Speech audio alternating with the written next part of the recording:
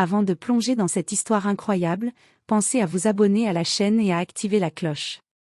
Ici, chaque récit a quelque chose à dire, et vous ne voudrez pas en manquer un seul. Le Whitmore Grand Hotel dominait le centre historique de Charleston, tel un monument figé dans une autre époque. Sa façade en pierre blanche rappelait les vieilles fortunes du Sud, celles qui murmuraient encore des secrets de pouvoir, d'héritage et de préjugés. À l'intérieur, tout était calculé pour impressionner. Le sol en marbre italien reflétait les lustres en cristal de Bohême. L'odeur subtile de cuir et de bois ciré flottait dans l'air. Et un pianiste jouait doucement, comme pour rappeler que ce lieu n'était pas pour tout le monde. Derrière le comptoir, Richard Holloway, directeur général, observait chaque client comme un douanier observe une frontière. À 52 ans, il incarnait parfaitement l'image qu'il voulait donner au Whitmore, autoritaire, distingué, sélectif. Pour Richard, le luxe n'était pas seulement une question d'argent. C'était une question de qui mérite d'être là. Il savait reconnaître, d'un seul regard, les héritiers discrets, les politiciens en visite privée, les investisseurs étrangers. Et il savait aussi reconnaître ceux qui, selon lui, n'avaient rien à faire ici. Lorsque les portes vitrées s'ouvrirent à 18h07 précise, Richard leva machinalement les yeux. Et son expression changea. Une femme noire entra. Pas bruyante. Pas hésitante. Pas impressionnée. Elle marchait avec assurance, comme si le lieu lui appartenait déjà. Elle portait un tailleur bleu nuit impeccablement taillé, des escarpins sobres, un sac en cuir de grande qualité sans logo ostentatoire. Ses cheveux étaient relevés avec élégance, son maquillage discret, son regard calme mais attentif. Angela Brooks. Richard ne connaissait pas encore son nom, mais une chose l'irritait profondément. Elle ne cherchait pas à se faire petite. Dans son esprit, une pensée malsaine s'imposa immédiatement. Elle ne vient pas d'ici. Angela s'arrêta devant le comptoir, posa doucement son sac, et sourit poliment. Bonsoir. J'ai une réservation au nom de Brooks. Sa voix était posée, assurée, éduquée. Ce détail troubla Richard plus qu'il ne l'aurait admis. Il ne répondit pas tout de suite. Il la détailla lentement, comme s'il cherchait une faille invisible. Puis, sans lever les yeux vers elle, il déclara. Une pièce d'identité. Angela lui tendit sa carte sans la moindre hésitation. Richard la prit. L'examina trop longtemps. Comme s'il espérait y trouver une raison de refuser. Autour d'eux, le hall continuait de vivre. Des rires étouffés, des valises roulantes, des conversations feutrées. Mais une tension invisible s'installait. Richard leva enfin les yeux et fixa Angela droit dans les siens. Il n'y avait aucune agressivité chez elle. Aucune nervosité. Et cela l'agaçait encore plus. Vous êtes certaine que cette réservation est bien la vôtre, demanda-t-il. Angela marqua une légère pause. Pas par doute. Mais parce qu'elle comprenait exactement ce qui se passait. Parfaitement certaine, répondit-elle calmement. Chambre exécutive. Réservée il y a 3 semaines. Richard hocha lentement la tête, comme s'il avait déjà pris sa décision. À cet instant précis, Angela ne savait pas encore que ce simple séjour allait devenir un affrontement juridique, moral et humain. Et Richard, lui, ignorait qu'en la jugeant sur sa couleur de peau. Il venait d'ouvrir la porte à la plus grande erreur de sa carrière. Car ce qu'il voyait comme une cliente déplacée était en réalité une femme qui connaissait la loi mieux que lui n'avait jamais connu le pouvoir. Richard Holloway tourna lentement l'écran de son ordinateur vers lui, tapota sur le clavier avec une lenteur calculée, puis fronça les sourcils comme si quelque chose venait soudainement d'apparaître. Intéressant, murmura-t-il. Angela Brooks resta immobile. Elle connaissait ce genre de mise en scène. Ce moment précis où l'on fabrique un problème pour justifier une décision déjà prise. Il semble que votre chambre exécutive ait été réattribuée, déclara Richard. Réattribuée? Répéta Angela, surprise mais maîtrisée. Oui. Une réservation prioritaire. Ça arrive. Il haussa les épaules, faussement désolé. Angela sortit calmement son téléphone et ouvrit l'email de confirmation. Voici la preuve de ma réservation. Elle est toujours valide. Richard jeta un rapide coup d'œil, puis repoussa légèrement le téléphone du bout des doigts, comme s'il refusait de le toucher. Madame, nos systèmes internes font foi. Les confirmations externes ne garantissent rien. Autour d'eux, plusieurs clients commencèrent à prêter attention. Un couple âgé s'arrêta près du piano. Un homme d'affaires observa la scène en silence, un verre à la main. Angela sentit les regards peser sur elle. Pas de la curiosité. Du jugement. Très bien, dit-elle posément. Quelles options me proposez-vous? Richard esquissa un sourire presque victorieux. Nous pouvons vous offrir une chambre standard. Même tarif, bien sûr. Angela comprit immédiatement. Une chambre plus petite. Moins de services. Moins de respect. Je refuse, répondit-elle calmement. Je souhaite parler à un responsable supérieur. Le sourire de Richard s'élargit. Madame. Il se redressa légèrement. Je suis le directeur général du Whitmore Grand Hotel. Il marqua une pause, puis ajouta, suffisamment fort pour que les clients autour entendent. Et nous avons des standards ici. Tout le monde ne peut pas les respecter. Le silence tomba brutalement.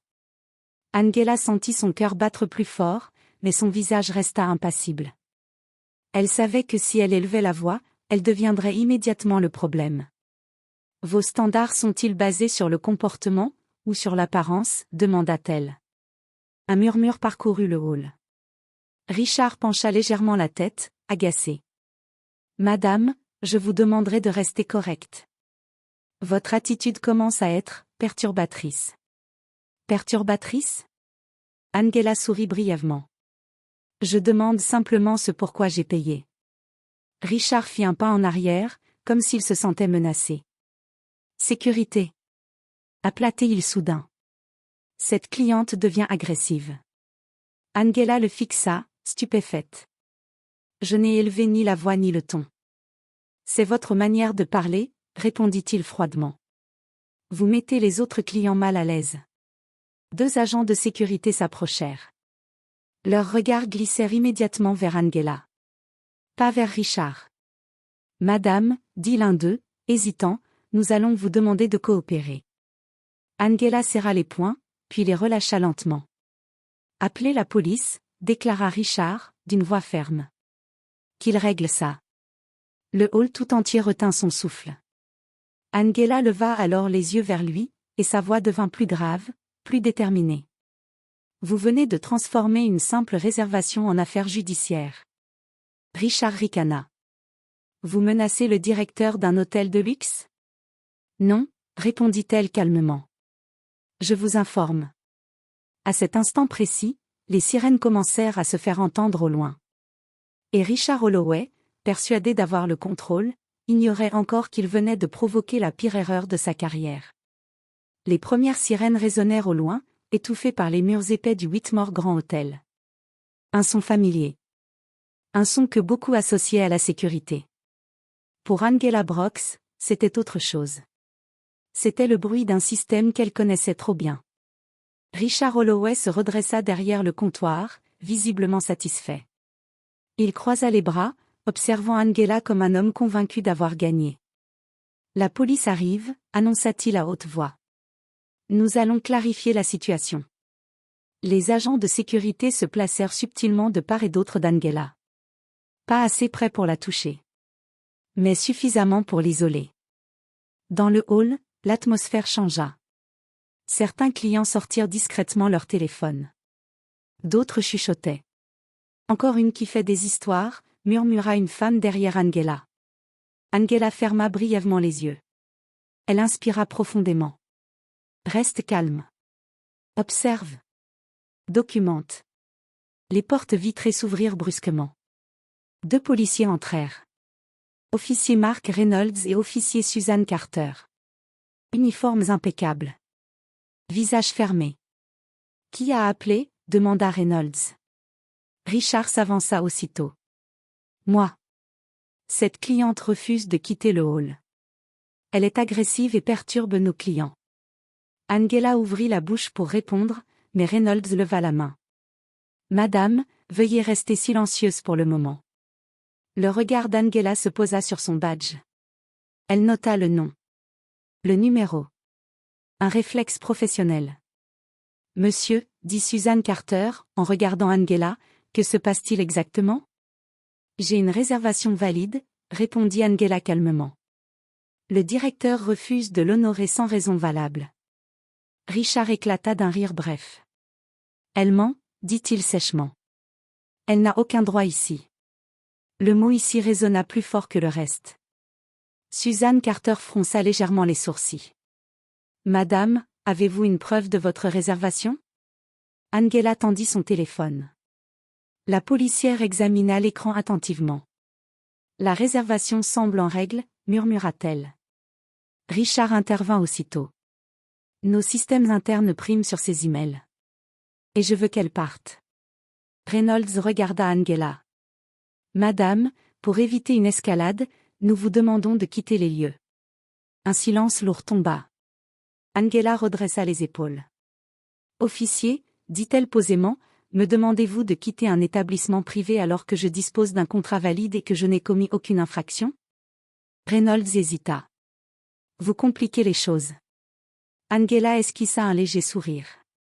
Non. Je les clarifie. Richard tapa nerveusement sur le comptoir. Arrêtez ce cirque. Faites votre travail. À cet instant, Angela plongea la main dans son sac. Les agents de sécurité se crispèrent. Doucement.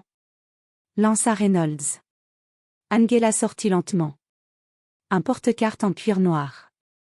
Elle l'ouvrit calmement et le tendit à l'officier Carter. Avant de me demander de partir, je vous conseille de regarder ceci. Suzanne Carter prit la carte. Ses yeux s'écarquillèrent. Elle la retourna une fois. Puis une seconde. Officier Reynolds, murmura-t-elle. Richard fronça les sourcils. Qu'est-ce que c'est encore que ce cinéma? Suzanne leva les yeux, visiblement troublée. Monsieur, cette femme est procureure adjointe de l'État de Caroline du Sud. Le hall devint silencieux. Le sourire de Richard s'effaça brutalement. Angela reprit calmement sa carte. Procureur Angela Brooks. Spécialisée en droit civique et abus de pouvoir. Elle fixa Richard droit dans les yeux. Et ce que vous venez de faire, est exactement mon domaine. Richard sentit le sol se dérober sous ses pieds. Et ce n'était que le début. Le silence qui suivit la révélation fut si dense qu'on aurait pu entendre tomber une épingle sur le marbre du hall. Richard Holloway cligna des yeux, plusieurs fois. Son cerveau refusait d'accepter ce qu'il venait d'entendre. Procureur? Balbutia-t-il. C'est impossible. Angela Brooks ne répondit pas tout de suite.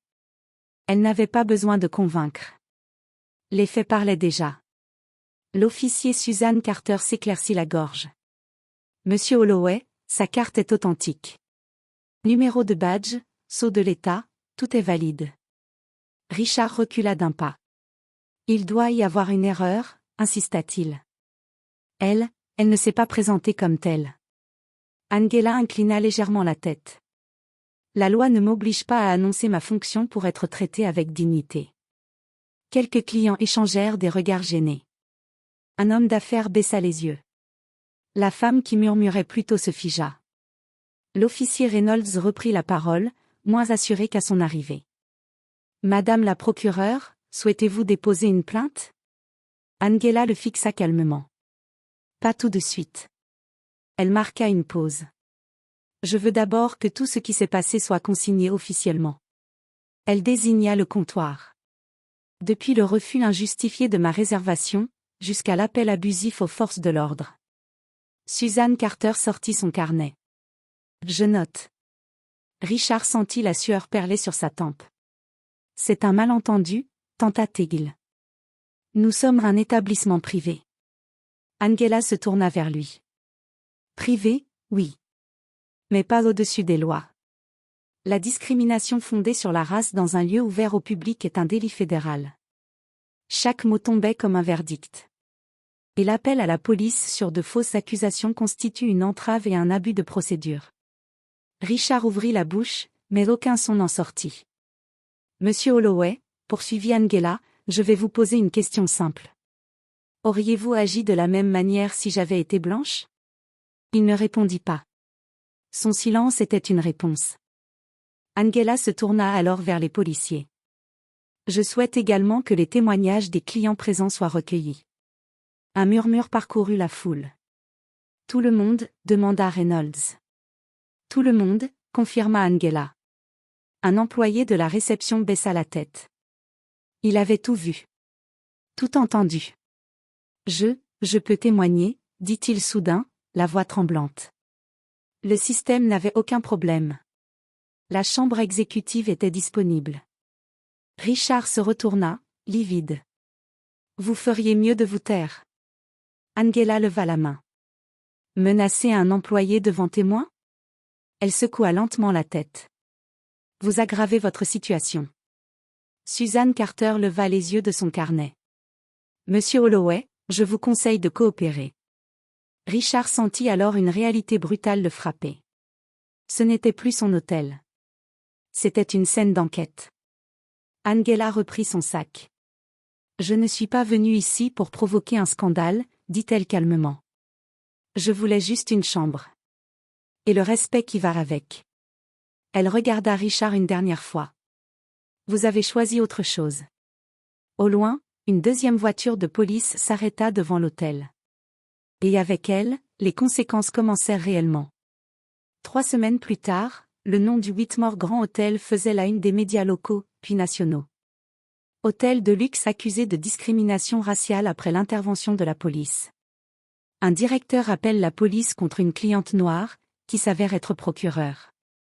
Les images de vidéos amateurs, filmées par des clients présents ce soir-là, circulaient en boucle. On y voyait Richard Holloway, crispé derrière son comptoir, hausser la voix, désigner Angela du doigt. On y entendait le mot « agressive » lancé sans preuve. Dans son bureau désormais vide, Richard regardait les informations en silence. Il n'était plus directeur. Le conseil d'administration l'avait licencié sans préavis. Son contrat rompu pour faute grave. Son nom retiré du site officiel de l'hôtel. L'enquête, elle, suivait son cours. Angela Brooks avait déposé plainte pour discrimination raciale, abus de pouvoir et appel abusif aux forces de l'ordre. Le dossier était solide. Trop solide. Plusieurs employés avaient témoigné. Les rapports de police confirmaient l'absence totale de menaces. Les caméras de surveillance racontaient une histoire sans colère, sans violence, seulement une femme calme face à une hostilité injustifiée. Le verdict tomba 6 mois plus tard. Le Whitmore Grand Hôtel fut condamné à verser une indemnisation record. Mais plus important encore. L'établissement fut placé sous surveillance judiciaire avec obligation de formation antidiscrimination pour tout son personnel. Angela refusa une grande partie de l'argent. Je veux que cela serve à financer des programmes de défense des droits civiques, déclara-t-elle devant les caméras. Elle n'avait jamais cherché la vengeance. Seulement la justice. Un soir, Angela retourna au Whitmore. Pas comme cliente. Elle entra par les mêmes portes vitrées. Le même marbre. Les mêmes lustres. Mais l'atmosphère avait changé. Un nouveau directeur l'accueillit personnellement. Madame Brooks, bienvenue. Votre chambre exécutive vous attend. Angela sourit. Merci. Cette fois, je vais rester. Alors qu'elle se dirigeait vers l'ascenseur, elle se retourna une dernière fois vers le hall. Elle ne voyait plus un lieu de luxe. Elle voyait un rappel. Que le pouvoir n'est jamais là où on le croit. Que le respect n'est pas une faveur. Et que parfois, ceux que l'on méprise sans raison sont précisément ceux qui peuvent changer le système.